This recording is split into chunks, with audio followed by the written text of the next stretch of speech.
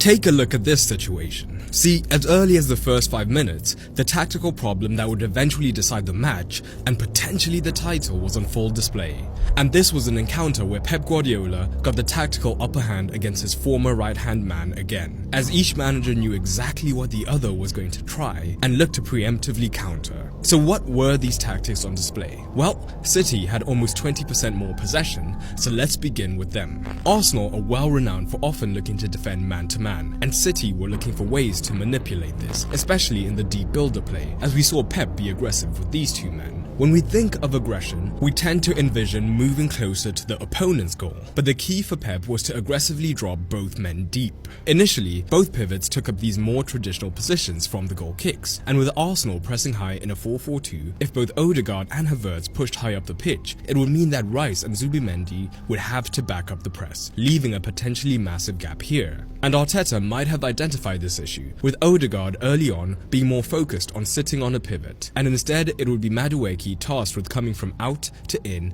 to apply pressure on the now wide Guehi, allowing Zubimendi to sweep up behind the two midfielders ahead of him, ideally giving that Arsenal midfield a lot more defensive solidity.